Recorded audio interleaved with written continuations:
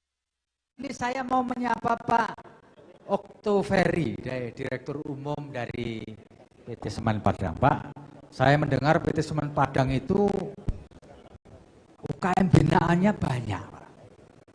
Bisa dijelaskan, Pak, di antara yang menonjol itu apa saja yang sudah dilakukan untuk membina UKM di wilayah Sumatera Barat, Pak Okto? Baik, terima kasih Pak Febi ya. Assalamualaikum warahmatullahi wabarakatuh. Waalaikumsalam, Pak. Tertumpang salam kepada pembicara sebelumnya. Kami hadir di sini sebenarnya tidak terkait dengan UKM ya. Iya. Kalau boleh dibilang Semen Padang membina UKM karena dulunya BUMN. Ya. Kita wajib program kalau terakhir namanya pembinaan usaha kecil. Ya.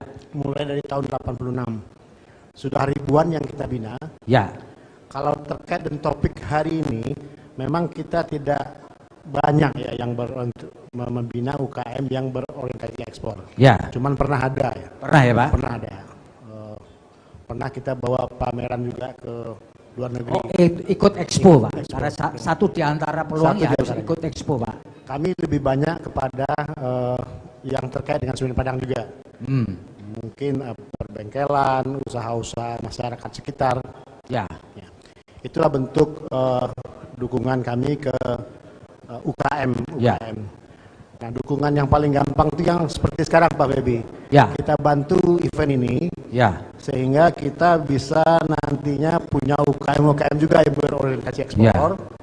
Dan suatu saat nanti UKM ini akan makmur, akan bangun rumah. Ya, rumahnya bisa pada gitu kan, Pak ya. Oh, mantap.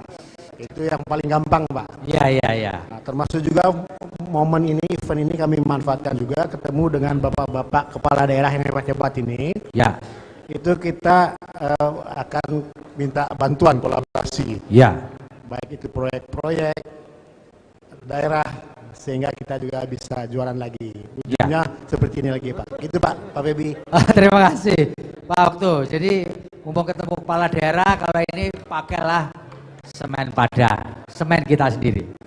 Dan kita rasanya tidak afdol kalau tidak memberi kesempatan kepada Bu Sari Lenggogeni sebagai pengamat UKM. Bu, tentu Ibu punya satu kajian, punya pengalaman, punya saran tentu saja buat UKM kita terutama di Sumatera Barat, Bu. Tadi yang sudah ada yang ekspor ke mana 1 ton tadi yang hanya bumbu.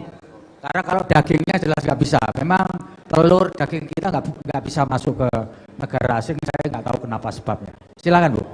Terima kasih Pak Febi. Tertumpang salam untuk pembicara sebelumnya. Assalamualaikum warahmatullahi wabarakatuh. Waalaikumsalam.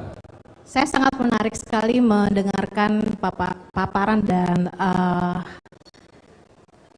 pencerahan dari banyak kepala daerah. Ya. Tapi mungkin pertanyaan pertama kita dulu nih Pak Febi. Ya. Judulnya UMKM ekspor. Pertanyaan pertama saya, kenapa mesti ekspor dulu? Iya. Dengan 270 juta populasi kita, kemudian pertumbuhan dari leisure, sektor leisure yang banyak menggunakan UMKM itu udah plus 63% saat ini, dan kemudian juga sebenarnya sirkulasi dari produk-produk lokal kita dengan bangga buatan Indonesia itu juga bisa mampu menyerap UMKM kita. Karena kalau kita cek dari datanya itu kan terlihat memang dari struktur bisnis Indonesia kita itu ada big, medium, small, mikro, itu memang dari setiap kota menyampaikan banyak yang mikro, dan secara Indonesia strukturnya kan memang 65% adalah Indonesia itu didrive oleh micropreneurs. Jadi memang banyak sekali persentase yang sementara ekspornya masih 15%. Ya. Artinya yang mampu untuk berdaya saing ekspor itu masih 15%. Sisanya kemana dan apa masalahnya, kan itu pertanyaannya. Dan kalau kita cek, saya mungkin kemarin juga mengadakan Australian Indonesia Business Resilient Hub. Jadi kita mengumpulkan UMKM dan kemudian juga menggabungkan dengan Australia Indonesia Business Council, dan ternyata sangat menarik di sini. Di samping saya juga mengamati sebagai memberikan pelatihan dan lain sebagainya. Bagi saya main obstacle kita itu adalah marketing intelligence dulu. Ya. Karena biasanya terutama yang mikro, pengusaha-pengusaha atau pelaku-pelaku UMKM itu dalam step product development-nya itu, Pak Feby, itu memberikan atau mengkreat produknya itu based on their preference. Jadi dari preferensi mereka, bukan dari preferensinya si buyers. Sehingga apa yang terjadi, saya sering sekali kita dalam lakukan riset sedikit dengan mereka, banyak sekali akhirnya terutama untuk kuliner itu terbuang. Karena sudah habis dari sisa expired, tidak ada yang beli. Jadi banyak sekali di sini apa istilahnya, mereka membuat sesuatu yang tidak dibutuhkan pasar. Ya. Nah, jadi tidak terserap ya Bu ya? Tidak terserap, sehingga mereka pun bercerita, mereka masukkan ke retail dalam waktu sekian terbuang. Dan ini memang perlu coaching, mentorship yang dengan ya pentahelix kita, termasuk universitas, inkubator dan lain sebagainya. Kemudian juga misalnya kemarin ini mereka sudah bagus ya dengan raw material yang cukup mahal, sutra, membuat mukena. Tapi mukenahnya itu segede karung goni. Gimana caranya? Saya bilang kalau sekarang portable segede karung goni dan berat lagi dan sayang sekali sehingga tidak penjualannya juga sangat rendah. Kemudian ada yang menarik satu lagi, ini juga mungkin bisa dijadikan memo buat kepala daerah kita. Kebanyakan dari UMKM kita itu masih membutuhkan raw material atau bahan baku dari kota lain. Ini mungkin trading partnership antar kota seperti dari Apexi tadi itu bisa dilakukan sebenarnya untuk membuat kerjasama dan membantu para UMKM kita. Yang kedua adalah marketing preference. Jadi kalau mau masuk pasar ekspor itu kan benar-benar harus kita pahami dulu gitu kan ya, apa sih yang sebenarnya menjadi preference mereka, trend lifestyle mereka. Misalnya di Australia gitu kan, mereka memang udah jelas pecinta kopi. Nah ini market kopi sebaiknya dengan quality control yang bagus gitu ya, harus bisa masuk ke sana dan juga memahami siapa importirnya gitu. Kadang-kadang ada pemain yang misalnya importir yang mereka sudah biasa main sehingga tidak perlu melewati karantina. Nah ini yang harus business match-nya ini antara si buyers dan si sellersnya itu memang harus sering dilakukan seperti apa yang disampaikan dari Kementerian Perdagangan tadi. Dan juga kita juga quality control. Ini dari cerita Australian Indonesia Business Resilient Hub kemarin, memang disampaikan isu kita juga ada di quality control. Misalnya nih pengiriman bambu. Di Australia itu kan banyak disenangi tuh bambu-bambu, tapi dalamnya ada kodok misalnya kan, karena tidak terjaga kualitasnya. Kemudian misalnya batik luntur. Packaging kita misalnya kerupuk udah hancur nyampe di sana. Nah, dan kemudian kita berharap sekali mungkin enabler dari pemerintah misalnya untuk melakukan ya mungkin dari pusat ya, seperti perjanjian seperti di Australia itu CEPA itu kan sudah memberikan zero tarif gitu ya untuk impor ke Australia, dan exhibition serta kita juga memahami kita menuju green economic. Sekarang semua sudah mulai bergeser pada green customer, green behavior, green product. Itu juga ya levelnya juga step by step lah kita mengarah ke sana, karena memang masih banyak yang dari step pertama itu harus kita benahi. Demikian Pak Feby, terima kasih. Bu Sari barangkali bisa disampaikan kepada kita semua, kalau Bu Sari melihat sebenarnya di Sumatera Barat itu yang paling bisa diunggulkan untuk dijual ke luar negeri itu produknya apa sih Bu? Tadi kan ada bumbu rendang, ada gula semut, ada produk apa lagi gitu, kira-kira yang bisa kita dorong. Kalau yang luar negeri, luar negeri ya. Tadi ada garmen juga yang disebutkan, ada songket. Mestinya kita fokus saja ke satu atau dua produk, tapi bisa tembus gitu Bu. Kalau saya melihat pertama pasta rendang. Jadi kemarin kita diskusi juga sama Pak Wali Kota Payakumbuh ini terkait Indonesia Spice Up the World. Gitu ya. Memang dagingnya, apalagi PMK sekarang ini udah Australia alergi banget sekarang dengan PMK kan. Takut ya Bu ya, penyakit takut banget, mulut dan kuku. Jadi pastanya memang sangat dibutuhkan. jalur untuk Spice Up the World. Yang kedua, mungkin saya pikir seperti untuk negara Asia dan Muslim country itu ya seperti Carmen Ibu ya. Muslim fashion industry. Muslim fashion ya. Itu luar biasa itu karena banyak juga sebenarnya yang desainer kita yang banyak diminati oleh dari terutama Muslim country di ASEAN. Ya. Baju seperti yang dipakai Pak Wali Kota Sawalunto bisa ekspor juga ya Bu ya? Harus dicoba dulu, saya pegang dulu nih. Bisa jadi ekspor ini. Jadi bagus loh. Takut saya Pak. Baik. Pak Pepi. Ya, terima kasih Bu Sari Legong ini. Ya. Saya ingin ke Pak Yu Hefisar nih, Pak Yu. Pak Yu ini apa saran Bapak ini Pak sebagai orang yang mendalami marketplace digital dan kita perlu juga ekosistem digital ini Pak. Supaya produk-produk kita itu dikenal baik dengan kemasan yang baik dan marketing yang baik pula. Silakan Pak Yu. Oke, terima kasih Pak Pepi, Bapak Ibu yang saya hormati dan Pak Wali Kota semua yang ada di sini. Satu kehormatan juga nih saya hadir di sini Pak Pepi, undang dari Politeknik Padang. Jadi kalau kita di bidang IT sebenarnya kita harus memahami dan mungkin kita semua Bapak Ibu, IT ini berkembangnya cepat. Ya. Itu nggak bisa dipungkiri gitu. Dia tidak akan pernah bergerak mundur. Nah, sementara kita mengadopsinya itu hitungan deret ukur gitu Pak. Sementara baju cepat dan dia tidak akan pernah mundur. Nah, UMKM kita saat ini mau tidak mau harus beralih ke digital. Mau tidak mau. Jadi kalau tidak dia digital, dia pasti akan tertinggal terus. Dan ini akan berkembang terus gitu.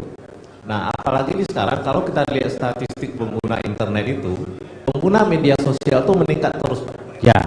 Dari penduduk kita sekarang di statistik yang terakhir itu penduduk Indonesia itu sekitar 280 juta. Itu 205-nya itu pengguna internet aktif. Jadi lebih dari 70% itu pengguna internet Pak. Dan media sosial di dalamnya. Tapi kalau tidak diikuti dari sekarang, saya rasa nanti ini jadi kita akan tertinggal terus gitu. Ini yang kita berharap kita mulai beralih ke media digital. Nah, begitu kita sudah beralih media digital, apa yang kita lakukan? Apa yang perlu kita siapkan? Memang yang pertama itu UMKM memang harus riset pasar. Dia harus lihat produknya itu memang layak atau tidak.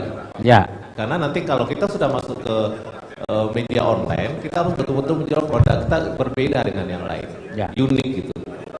Lalu kemudian kesiapan kita. Kalau dia sudah masuk ke media digital, itu pangsa pasar kita global, pangsa pasar kita dunia.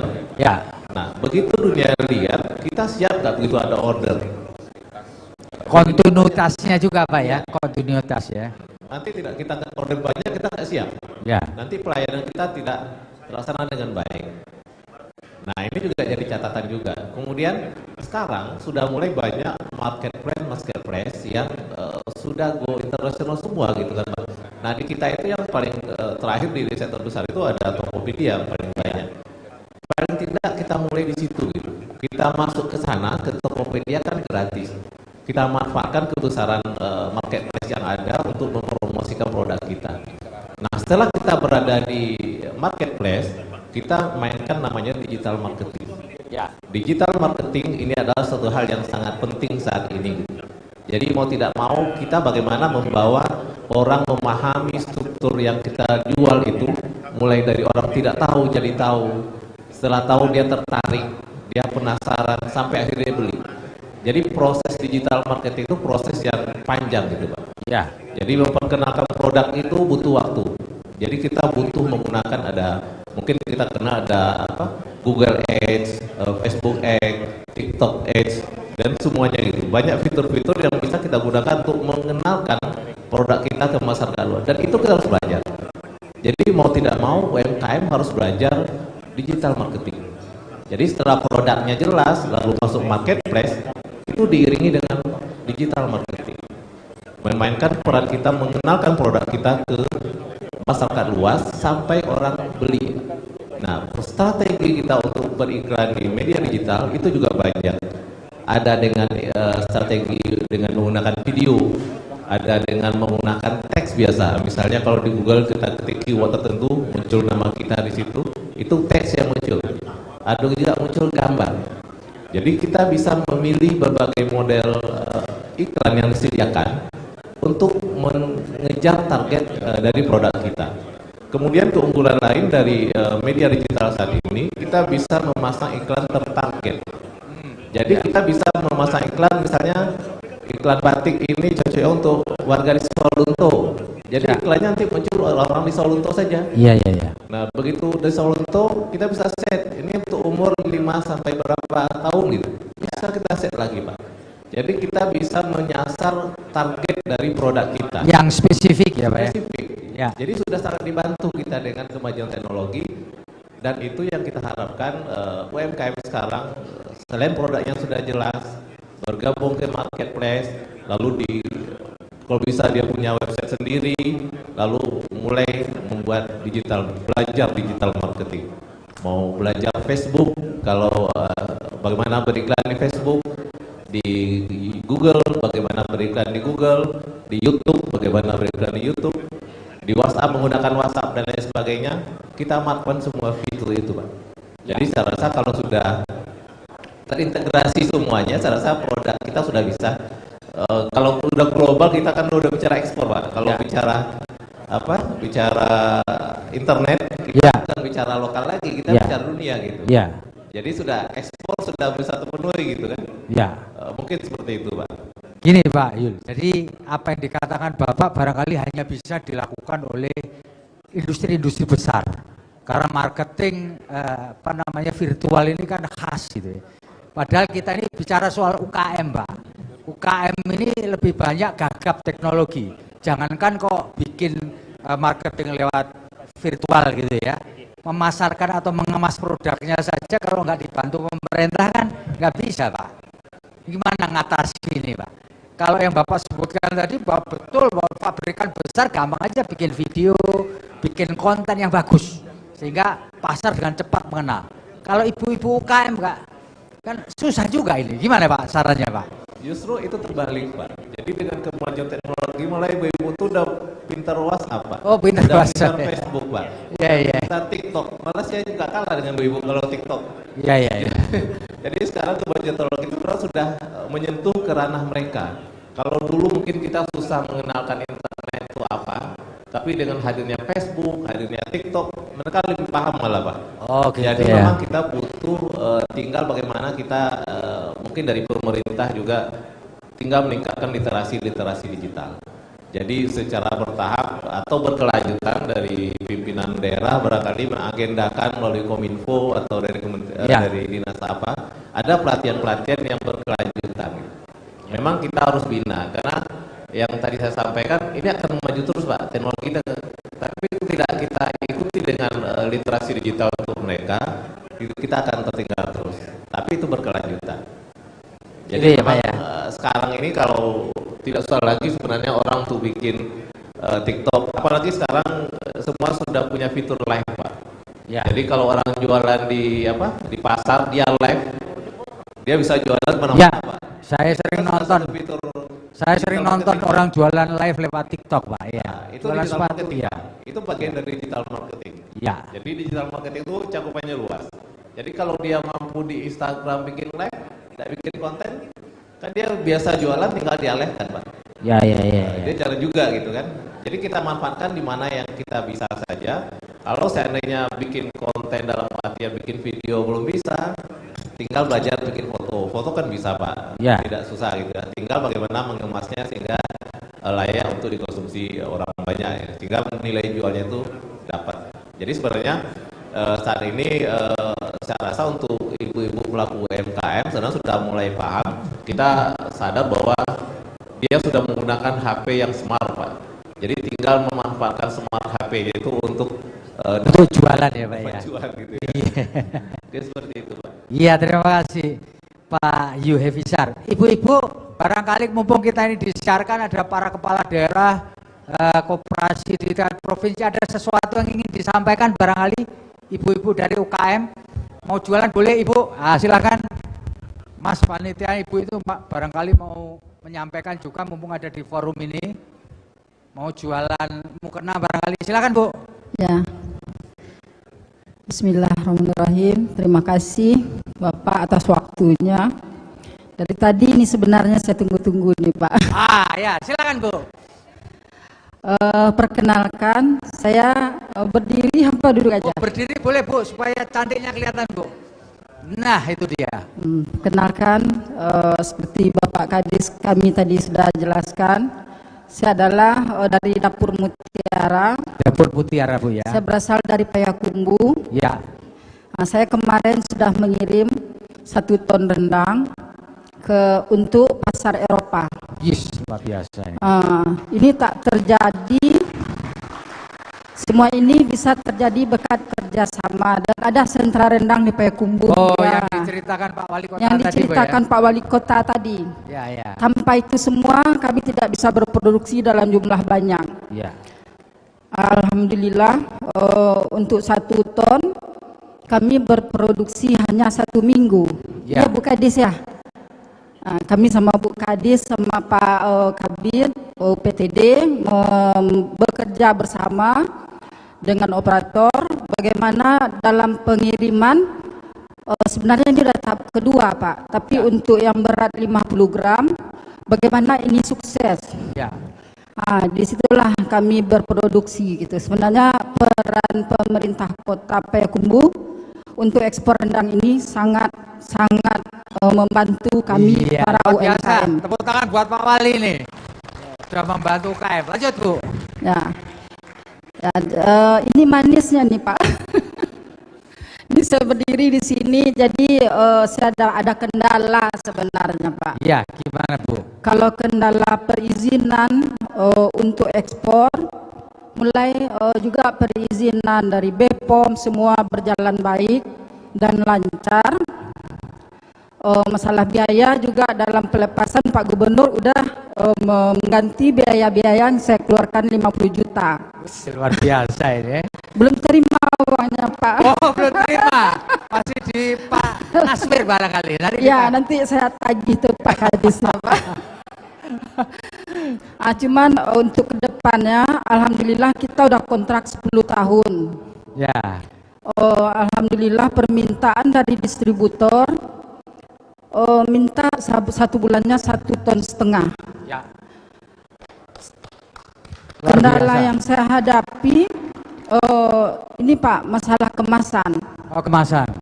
Sebenarnya saya pengiriman itu kita udah mulai masak lagi nih Pak, permintaan untuk bulan selanjutnya. Tapi saya tidak bisa memesan kemasannya Pak.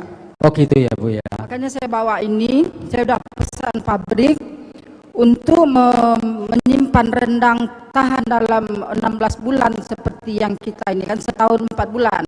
Jadi plastiknya beda gitu ya Bu ya? Ini khusus retort Pak. Oh impor, harus impor? Ya impor, jadi saya pesan di pabrik, ini nggak ada kosong. Untuk pengiriman kemarin 1 ton saya juga ada kendala. Ya. Nggak ada akhirnya, untung bayarnya mau plastik yang stok yang ada kita potong. Ya. Tapi udah nggak cantik lagi nih Pak. Wah, beda banget Pak. Saya pesan ke pabrik, saya harus pesan dalam jumlah banyak, minimal 300.000. 300.000 pieces. 300.000 pieces itu hampir 200 juta. Nah tuh Pak Naswir Pak, 200 juta. Jadi Pak, kami para UMKM untuk 1 kemasan aja harus menyediakan uang 200 juta. Kemasannya doang 200 juta ya Bu? Aja Pak, belum innernya, belum boxnya, belum kardusnya. Yang kita tidak bisa memesan dalam jumlah sedikit. Ibu perlu duit berapa sekarang? Ini ada Pak Direktur Keuangan. Mumpung didengar oleh ini benar-benar problem Pak. Jadi saya nggak bisa produksi. Sebenarnya udah harus produksi nih Pak. Ya. Tapi kemasan ini saya harus menunggu 3 bulan nih Pak. Ya. Saya order kemarin 30.000, siapnya 3 bulan ke depan. Ya. Otomatis saya terkendala dalam ekspor ini. Ya. Saya nggak bisa masak dulu, nunggu ini siap dulu Pak. Ya. Kalau kemasan Luarnya nggak apa-apa Pak, outernya bisa dipesan 15 hari atau 1 minggu bisa siap. Ya. Nah, cuman problemnya ya inilah Ya Pak. kemasannya ya.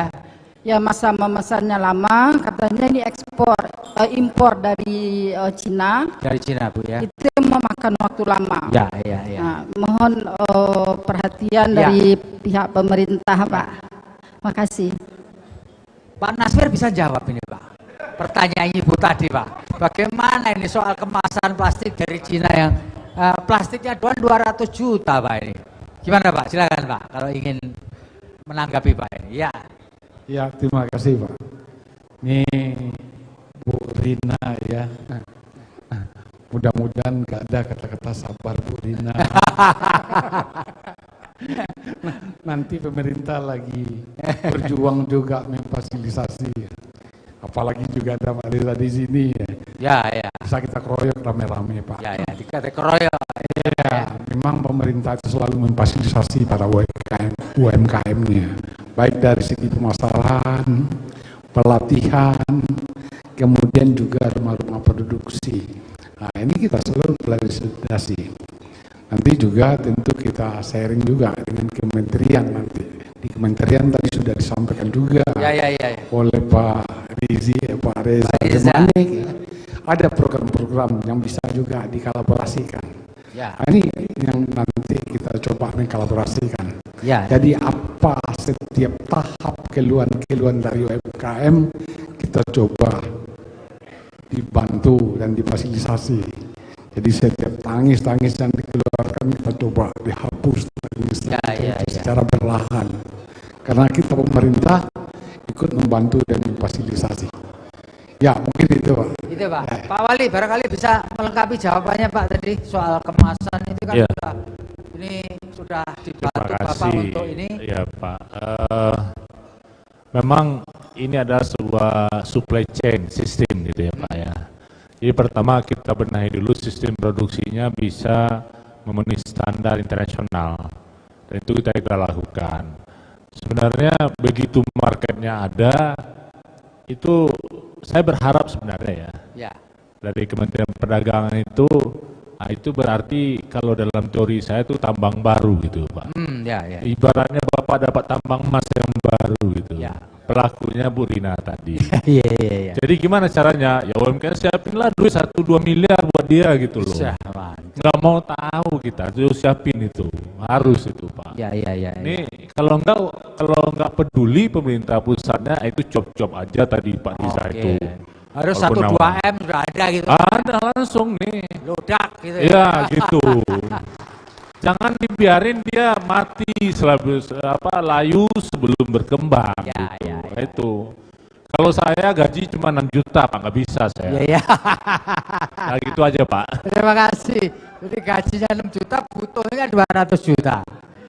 Baik, Ibu ada lagi dari UKM? Ya, ibu itu dulu Bu, silakan Bu. Rendang. Nah, tuh, nanti habis gitu ibunya yang di sebelah kanan. Silakan Bu, mumpung ketemu para pejabat nih Bu. Alhamdulillah, bismillah. Assalamualaikum warahmatullahi wabarakatuh. Waalaikumsalam Bu. Terima kasih atas kesempatannya Pak. Perkenalkan saya Harti Ningsi dari Komunitas Koperasi Wanita Ika Boga Kota Padang. Ya. Kami masih berproses, ya Pak. Saya senang dengan materi yang disampaikan di sini dalam membangun UMKM berorientasi ekspor. Nah, namun kendala kami Pak, di negeri yang subur makmur ini, mohon kami disupport ya Pak. Yang pertama, rendang itu dengan bahan bakunya ada di lingkungan kita, tapi kita tidak bisa mendapatkan kepastian harga. Oh, jadi harga Bu ya? Ya, jadi kami untuk menghitung ya Pak, berapa modal itu kami bisa kadang-kadang berdarah-darah Pak. Nggak tahu saudara saya tadi Bu Rina yang mungkin sudah mapan ya Pak, tapi kami dari Koperasi Wanita Ika Boga itu sangat sulit menentukan harga. Ya. Kenapa Pak? Harga untuk kita letakkan produk kita di tempat-tempat oleh-oleh Ya. itu sangat fleksibel Pak. Ya. Ketika harga yang kadang cabai sampai 100.000, kami masih harus tetap dengan harga yang sama. Iya, iya, iya. Nah, kalau kami cari dapatkan ekspor, tidak gampang ekspor Pak. Kenapa? Kami butuh yang namanya pengayaan. Ya. Kalau boleh Pak, kami dapat pengayaan pendampingan untuk bagaimana mendapatkan legalitas ekspor itu. Ya, seperti kami, insya Allah tanggal 15 sudah siap untuk kirim. Tapi ternyata ada surat legal yang mana diminta itu adalah REX-nya Pak, atau SKA-nya aplikasi. Ya. Sekarang tertunda, sehingga kami tidak bisa memberikan pengiriman lebih cepat. Ya. Itu satu, ya Pak. Kalau untuk peralatan, alhamdulillah koperasi kami mendapatkan bantuan pendampingan. Itu kami terima kasih dengan BUMN, selain pemerintah ya Pak, kami dibantu hibah oleh Askrindo Pusat. Ya. Itu peralatan ya, semua mereka fasilitasi. Ya. Ya, jadi bukan hanya perindustrian, juga BUMN. Itu yang kami merasa bersyukur. Tapi ada lagi Pak, alat-alat yang lain yang kami butuhkan. Alhamdulillah Kota Padang sudah memiliki sentra juga. Sebelumnya kami kerjasama dengan Sentral Payakumbuh. Izin Pak Reza, terima kasih sudah memberikan izin kami untuk berproduksi. Iya, Tapi luar biasa, Pak, kami masih butuh hal yang lain. Kenapa Pak? Untuk memasukkan biar kos biaya lebih murah, kami butuh yang namanya masukkan pasta itu lebih cepat. Ya. Perlu mesin. Nah, di sini saya terima kasih ada Pak Koperasi ya Pak, Menteri Pak Teten. Nah, bagaimana kami juga disupport itu Pak? Di Pasamuan katanya Pak. Nah, jadi hal-hal yang demikian Pak bisa memberikan kami semangat baru dan hidup muncul kembali. Begitu Pak. Terima kasih. Assalamualaikum warahmatullahi wabarakatuh. Waalaikumsalam. Terima kasih Bu. Tadi kendalanya adalah pada harga. Ini saya nggak ngerti Pak Marodop masih bergabung dengan kita atau enggak. Ini kan urusan harga mengharga ini urusannya Kementerian Perdagangan ini, ya kan. Harga daging itu memang nggak pernah bisa turun dari 120.000. Ya apapun perintah presiden nggak bisa 80.000. Saya nggak tahu penyebabnya apa gitu kan. Pak Marodop apakah masih bergabung dengan kita Pak? Halo Pak, Bapak Marodop. Selamat siang Pak. Pak Marodop. Dia masih ada tapi nggak mendengar suara saya. Tapi putus-putus dari tadi Pak. Pak, tadi ada masukan dari satu ibu yang mengelola koperasi daging, mengeluh soal standarisasi harga Pak. Harga di kita ini kadang-kadang kan kita naik turun terus Pak.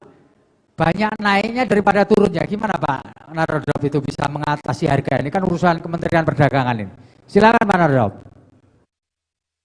Ya, ini pertanyaan yang ditanya oleh semua orang sebenarnya. Jadi saya pun nggak bisa jawab dengan benar karena ya kita nggak punya daging sapi yang cukup sebenarnya Pak untuk kepentingan tahunan kita. Terpaksa harus impor. Jadi kalau sudah impor, sudah tidak ada di lokal, tentu pasti harganya akan turun naik. Dan saya nggak tahu, harusnya di Sumatera Barat pemerintah daerahnya yang harus melihat di mana sebenarnya sumber bahan bakunya yang paling dekat di sana.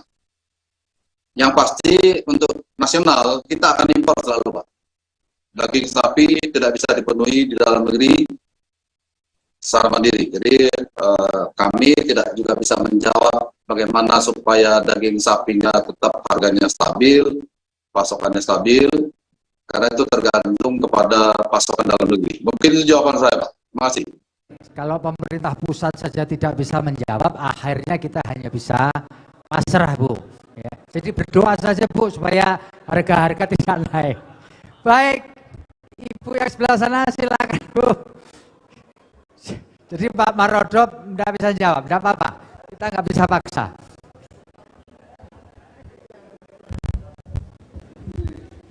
Baik, bismillahirrahmanirrahim. Assalamualaikum warahmatullahi wabarakatuh. Waalaikumsalam.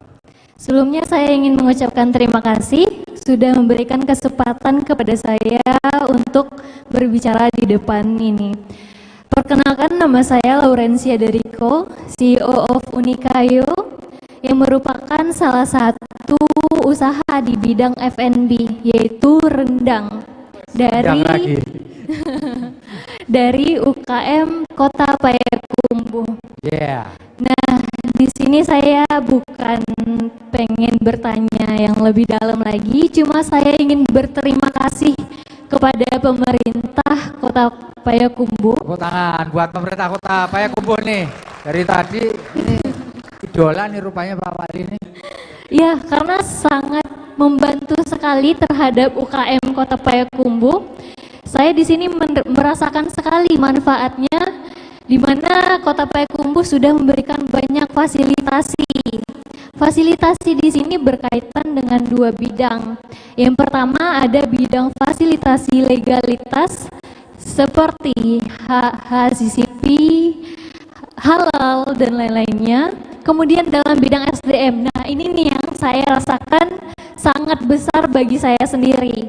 Itu mulai dari CPPUB dan lain-lain sampai pada akhirnya saya diutus dari Kota Payakumbuh untuk mengikuti pelatihan ekspor di Padang. Oh iya. Untuk sertifikasi pelaku ekspor.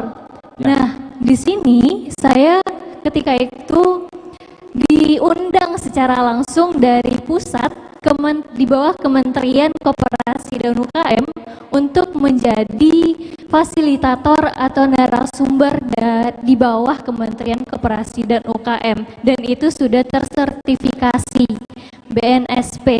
Nah, ini adalah satu-satunya yang ingin saya ucapkan terima kasih lagi kepada Kota Payakumbuh karena sudah memfokuskan kepada kaum milenial. Saya sendiri berusia 19 tahun sudah menjadi fasilitator ekspor dari Sumatera Barat. Begitu. Nah, di sini saya sangat berterima kasih sekali lagi kepada Kota Payakumbuh ini yang fokus juga kepada kaum milenial. Begitu. Jadi kita nggak takut lagi dan sulit banget sih ekspor itu, tidak. Kita sudah merubah mindset dan buktinya saya berdiri di sini. Terima kasih. Baik. Assalamualaikum warahmatullahi wabarakatuh. Terima kasih atas. Oh, ada lagi satu ya Bu ya. Ini terakhir ya Bu ya. Nanti sampai subuh nanti kita. Ya Ibu silakan Bu. Dari Payakumbuh juga Bu. Assalamualaikum warahmatullahi wabarakatuh. Saya Weli Novi Sastra, bergerak di bidang UMKM juga. Kebetulan saya bergabung di Kopas 6. Ya. Nah, kebetulan saya punya brand juga sendiri. Ya. Permata Hati. Dah saya kriya, di bidang kriya Pak. Sanggar tari juga ada. Kebetulan songket yang tenun ini Pak, yang dari Sawalunto, saya jadikan membuat tas. Kebetulan saya ikut bazar di Youth Center kemarin, alhamdulillah banyak peminatnya. Mantap. Pak Wali Kota Sawalunto nih banyak peminatnya. Besok mungkin saya udah packing untuk keluar daerah nih Pak.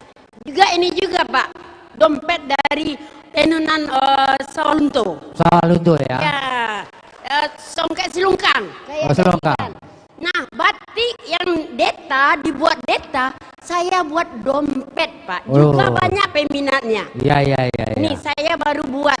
Ya. Untuk acara Apeksi ini. Luar biasa. Alhamdulillah, makasih Pak. Pak Wali bantu kan? Bantu Ibu Pak Wali kan? Iya. Ibu mengucapkan terima kasih dong sama Pak Wali. Ucapan terima kasih juga. Nah, saya mau tanya juga Pak, kalau dapat kami yang di Kopas 6 ini kalau bisa barangnya brand ke luar negeri semua Pak. Ya. Kopas 6 banyak banyak anggotanya Pak. Ya, Oke ya. Pak, makasih Pak. Terima kasih Bu, nanti sudah ada di Kementerian Perdagangan tadi, Ibu bisa bawa itu ke expo-nya. Baik Bapak Ibu Saudara-saudara sekalian, kita sudah sampai di penghujung ngobrol kita. Terima kasih Bu Ibu atas pertanyaan dan pernyataannya. Dan kita bisa ambil kesimpulan bahwa ekspor kita seperti yang dikatakan oleh Pak Riza tadi masih 15% dari UKM, masih kalah jauh dengan Cina yang sudah mencapai 68. Tapi kita tidak boleh patah arang, produk-produk unggulan dari Sumatera Barat luar biasa, baik itu kerajinan kria maupun rendang. Dan tadi ada gula semut kalau nggak salah dari sawah luntung. Bapak Ibu sekalian, kita sudah sampai di penghujung acara. Dan sebelum menyerahkan kembali panggung ini kepada MC, saya ingin menyampaikan pantun penutup. Mengambil mangga pakai galah, cakep. Galanya patah dibawa berlari, cakep. Maafkan hamba atas khilaf dan salah. Terima kasih, saya Febi Mahendra Putra, pamit undur diri. Assalamualaikum warahmatullahi wabarakatuh. Salam damai sejahtera buat kita semua. Salam sehat dan jangan lupa tetap bahagia. Kembali ke MC kita. Assalamualaikum warahmatullahi wabarakatuh. Salam sejahtera untuk kita semua. Om Swastiastu, Namo Buddhaya, salam kebajikan. Senang sekali Tribun Network terus konsisten menjadi salah satu media dalam mendukung UMKM naik kelas dan go global. Menurut data BPS 2022, pertumbuhan ekonomi Indonesia pada kuartal 2 tahun ini tercatat 5,44% year on year. Ini menjadi pertanda perekonomian Indonesia sudah pulih. Kita berharap hal ini terus konsisten dan tidak terpengaruh karena adanya perang Rusia-Ukraina yang mengakibatkan harga pangan dan energi di dunia melambung tinggi. Saat ini kontribusi ekspor UMKM masih 15,6%. Angka tersebut akan terus kita dorong untuk mencapai target 17% di tahun 2024. Ada beberapa penyebab utama UMKM kita sulit ekspor, diantaranya skala usaha yang masih didominasi usaha mikro, akses pembiayaan rendah, kurangnya penerapan teknologi dan inovasi, termasuk digitalisasi dan tingginya biaya logistik.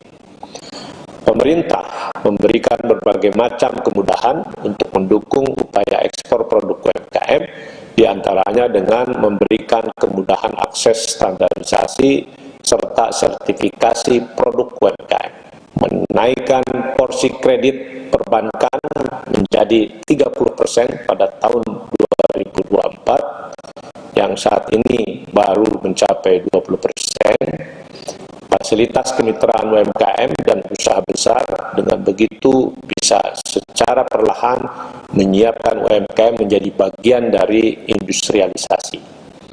Bapak Ibu hadirin yang berbahagia, salah satu yang patut kita apresiasi adalah Sumatera Barat, karena pada tahun 2020 nilai ekspornya mengalami kenaikan sebesar 14,39% menjadi 1.532,84 juta US dollar dibandingkan tahun 2019. Kenaikan tersebut menjadi peluang terutama bagi ekspor komoditi pertanian dan perkebunan seperti biji pala, minyak sawit, dan olahan kelapa. Dan yang tak kalah mengesankan, Sumatera Barat dikenal dengan kulinernya yang sedap. Terbukti oleh rendang yang telah mendunia, Koperasi Anak Nagari Minangkabau misalnya, yang telah berhasil mengekspor bumbu rendang bermerek Dapur Mutiara ke berbagai negara seperti Jerman dan Swiss. Bapak Ibu hadirin yang saya hormati, konsolidasi dan kolaborasi antara pemerintah pusat, pemerintah daerah, BUMN, swasta, dan perguruan tinggi adalah kunci UMKM mendunia. Untuk itu, Kementerian Koperasi dan UKM akan terus mendorong agar UMKM tidak lagi bekerja sendiri-sendiri, melainkan melakukan kerjasama dengan agregator dan eksportir. Terima kasih. Wassalamualaikum warahmatullahi wabarakatuh. Om Santi Santi Santi Om. Itulah tadi talkshow nasional peran pemerintah kota dalam membangun UKM berorientasi ekspor yang dipandu langsung Direktur Pemberitaan Tribun Network Feby Mahendra Putra. Semoga insight yang didapat hari ini jadi semangat untuk terus membangun bangsa. Tribun Network, mata lokal menjangkau Indonesia.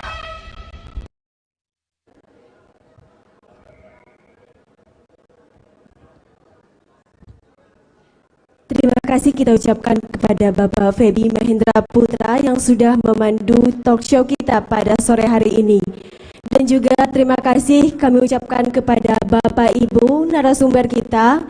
Kemudian sebelum acara ini kita tutup, kami mengharapkan kehadiran Bapak dan Ibu narasumber untuk dapat naik ke atas panggung untuk berfoto bersama dan juga menerima cenderamata yang akan diserahkan oleh pimpinan Tribun Network, CEO Bapak Dahlan Dahi, Direktur Komersial Bapak Cipiantoro, dan Direktur Pemberitaan Tribun Network Bapak Feby Mahendra Putra.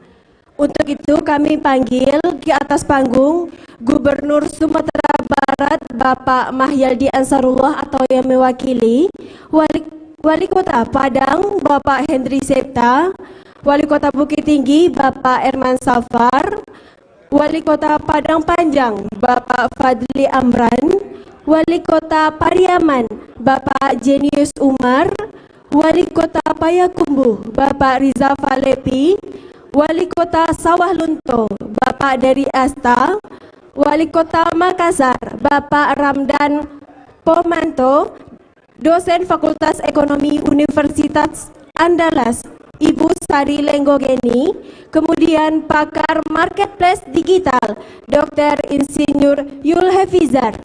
Kami mohon kepada Bapak Ibu narasumber dapat naik ke atas panggung, begitupun dengan jajaran pimpinan Tribun Network untuk menyerahkan cenderamata dari Tribun Network dan Tribun Padang.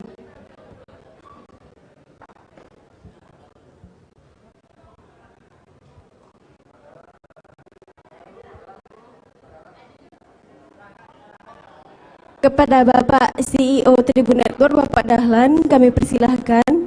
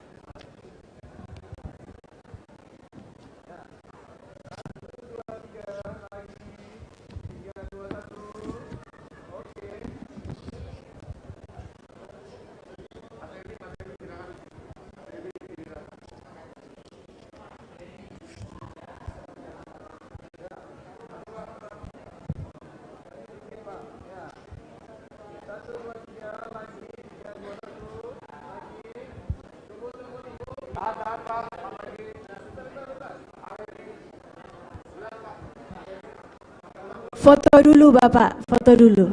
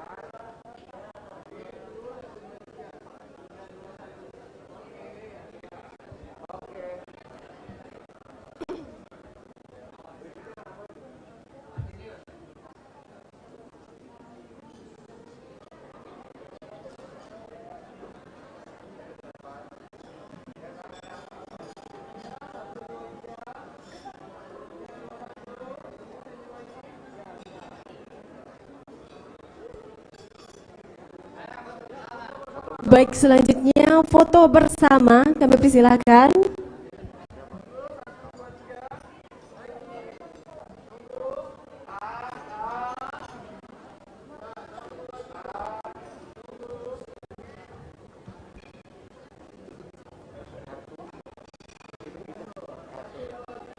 Satu, dua, tiga. Sekali lagi Bapak, senyum yang lebar menghadap kamera.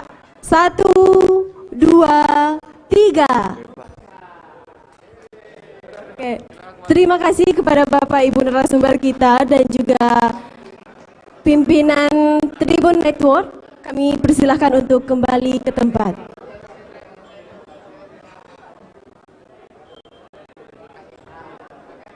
Pak, terima kasih banyak loh. Mantap. Pak, terima kasih. Mantap Pak, terima kasih.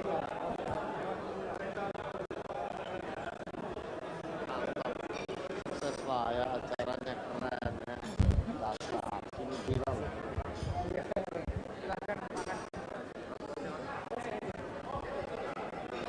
Sekali lagi kami ucapkan terima kasih kepada Bapak Ibu dan tamu undangan kita pada hari ini, baik yang hadir secara virtual ataupun yang hadir dalam ruangan ini. Kemudian kami persilahkan juga kepada tamu undangan untuk menikmati hidangan yang sudah disediakan dari Hotel Santika Premier Padang.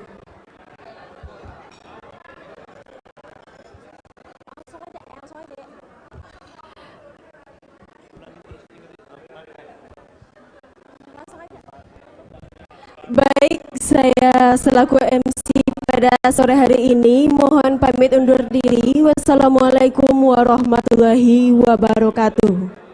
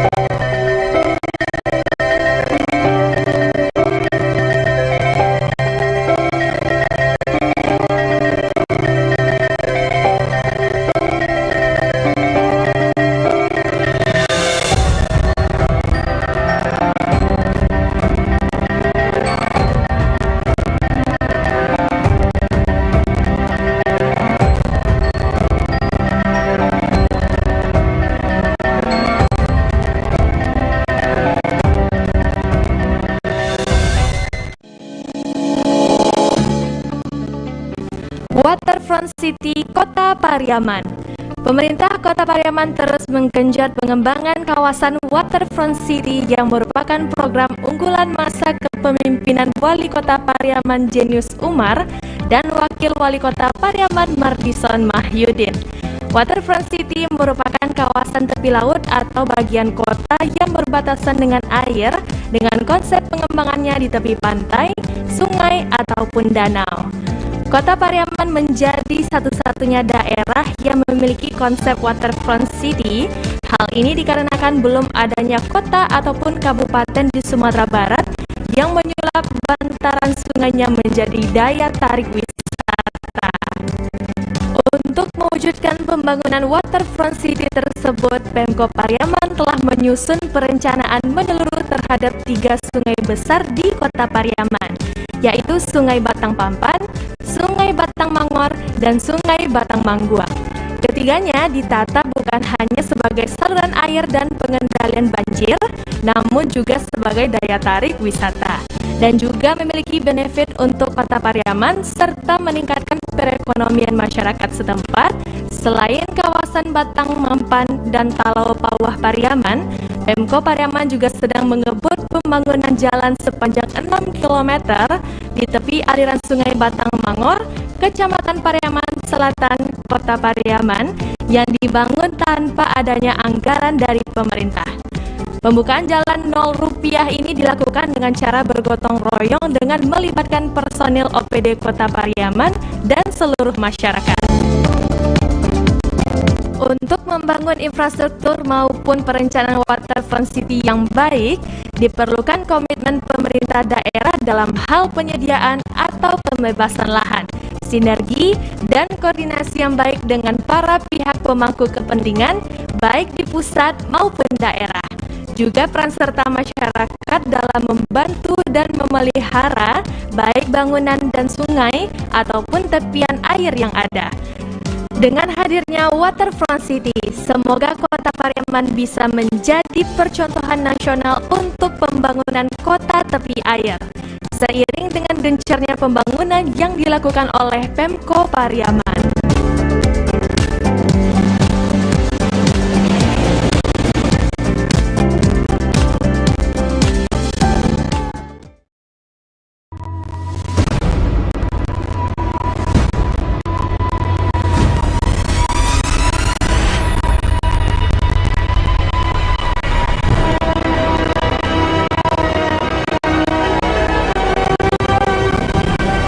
Kami hadir sebagai yang pertama di Indonesia dan Asia Tenggara.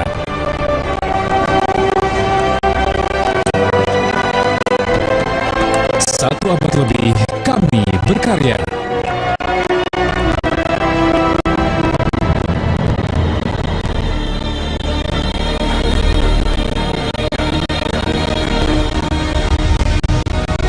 Menghadirkan mahakarya anak bangsa untuk negeri.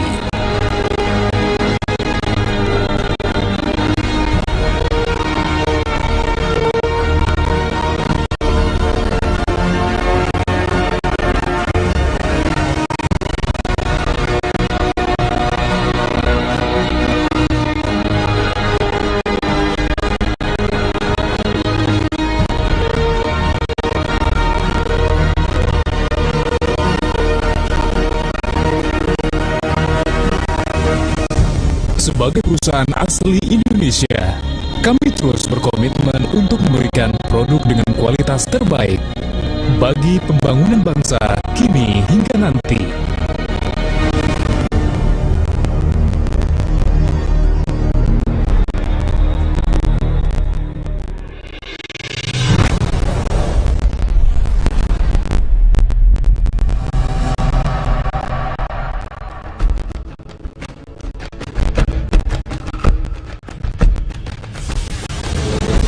Untuk menjamin kualitas semen terbaik, kami menggunakan bahan baku terbaik dan melakukan quality control dan assurance yang ketat dalam setiap tahapan proses pembuatan semen.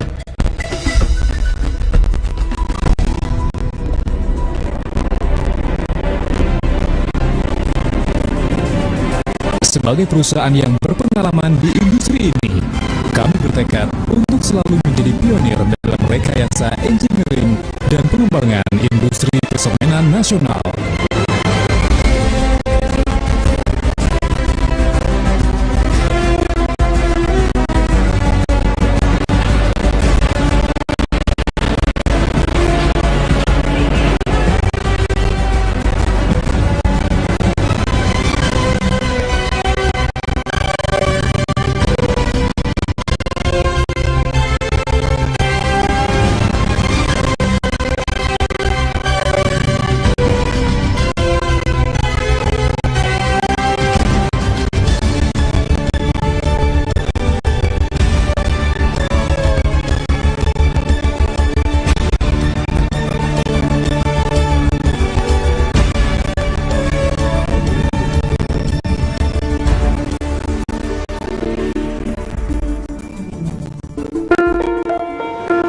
Selalu menyadari pentingnya menjaga kepercayaan Anda.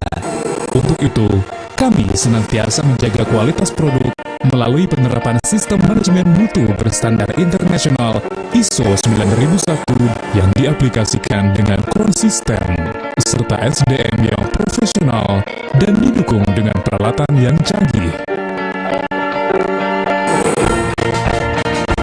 Produk semen Padang dengan predikat Global Customer Satisfaction Standard 5-Star Quality Product. Semen PCC, Portland Composite Semen. Semen serbaguna cocok untuk semua bangunan Anda.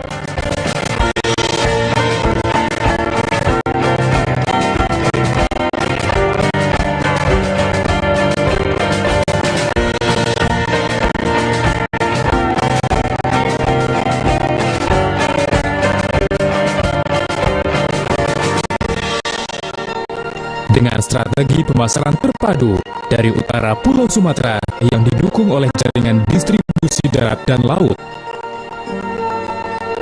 serta diperkuat dengan pabrik pengantongan semen dan gudang penyangga yang tersebar hampir di seluruh area pemasaran untuk memastikan produk kami selalu memenuhi kebutuhan Anda.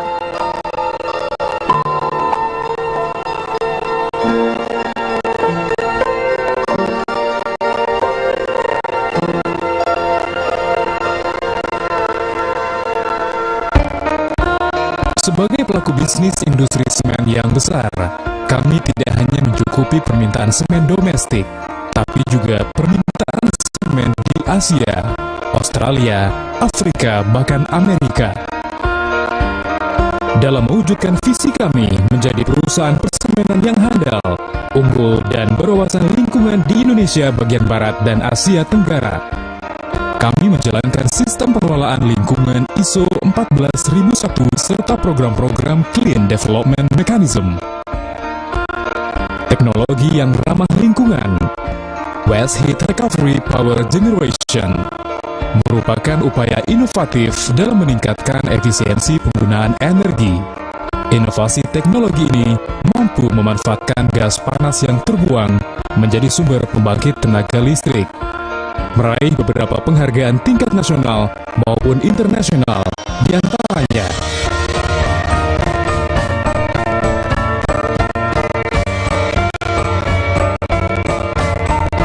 upaya untuk terus konsisten dalam pelestarian lingkungan dan konvensi energi, membuat kami dianugerahi Proper Hijau dari Kementerian Lingkungan Hidup dan Kehutanan. PT Semen Padang sebagai bagian dari SIG yang merupakan badan usaha milik negara tidak hanya berkontribusi untuk menambah kas negara, tetapi juga berkontribusi langsung kepada masyarakat Indonesia melalui program-program Corporate Social Responsibility. Dengan tema Basinergi Membangun Nagari, berpedoman pada ISO 26000 SR.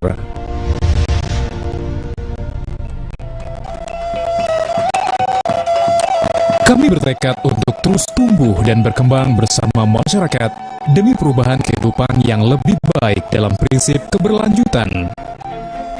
Mendukung ekonomi skala kecil dan kewirausahaan melalui pelaksanaan program kemitraan dengan membina lebih dari 2.000 UMKM yang telah dimulai sejak tahun 1987 di berbagai sektor. bantuan pendidikan dan pelatihan.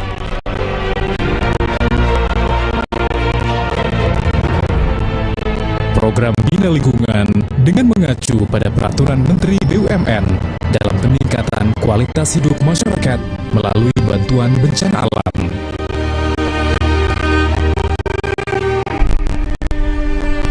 Bantuan pengembangan sarana dan prasarana umum. Bantuan sarana ibadah. Bantuan pelestarian alam. Bantuan sosial kemasyarakatan dalam rangka pengentasan kemiskinan. Budaya, kesenian, olahraga,